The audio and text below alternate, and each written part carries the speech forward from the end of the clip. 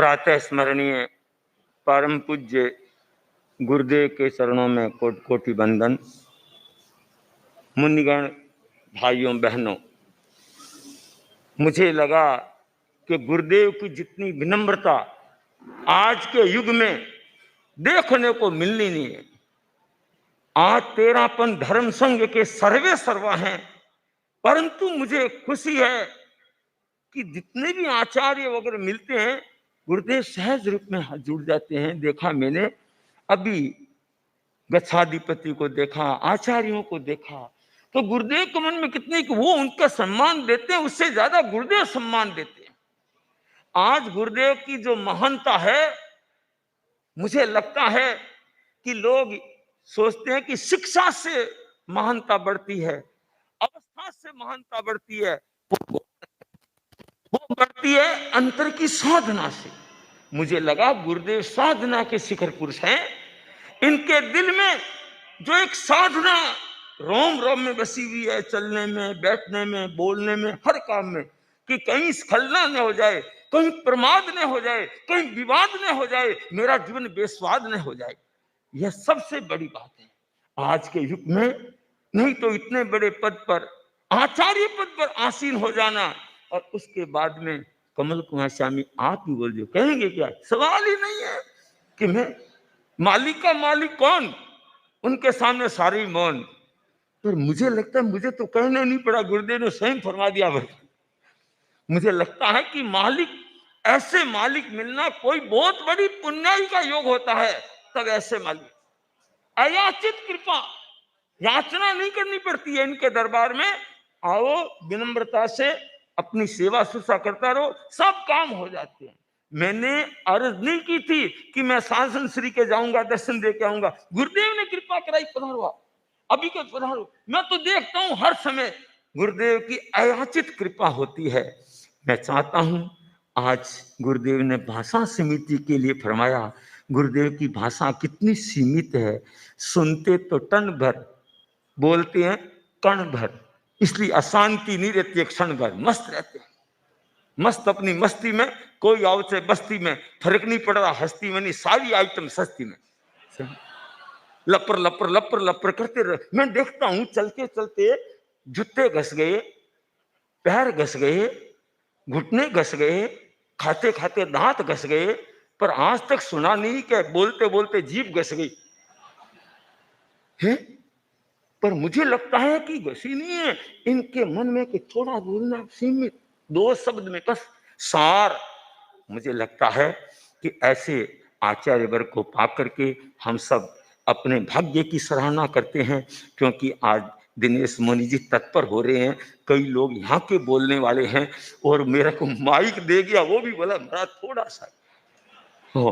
तो मैं ये नहीं सोचता हूँ कि आज ओल पार में मैं ज्यादा बोलता रहूं। उस दिन तो ठीक है, कुमार श्रवण जी ने कृपा कर दी, वो लंबा समय था, छोटा सा क्षेत्र, छोटा सा बिहार था।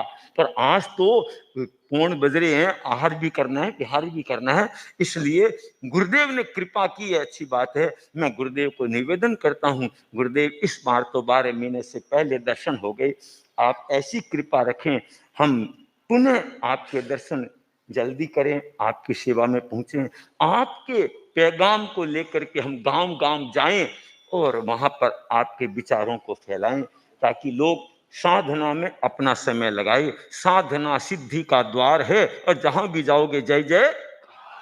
तो मैं तो चाहता हूं ऐसे साधना पुरुष से हम इस प्रकार से आशीर्वाद लेके विदा हों, ताकि हम अपने जीवन में साधना करते हुए और गुरुदेव के उस निर्दिष्ट क्षेत्र गंगा शहर बीकानेर तक हम पहुंचने वाले हैं। तो रास्ते में सब जगह यही आध्यात्म की खुशबू बिखेरते हुए लोगों को शनिवार की समाई ज्ञानशाला और इनकी प्रचार करते हुए लोगों को संस्कारी बनाते हुए हम अपने मंजिल तक पहुंचने का प्रयास करेंगे। मुझे विश्वास है मेरे गुरुदेव इतने दयालु हैं, कृपालु हैं कि ऐसी कृपा, ऐसी शुभ दृष्टि बरसाते हैं कि हम सीधे चलते हैं, आराम से पहुंच जाते हैं, कई तरह के निर्विघ्न पहुंच जाते हैं।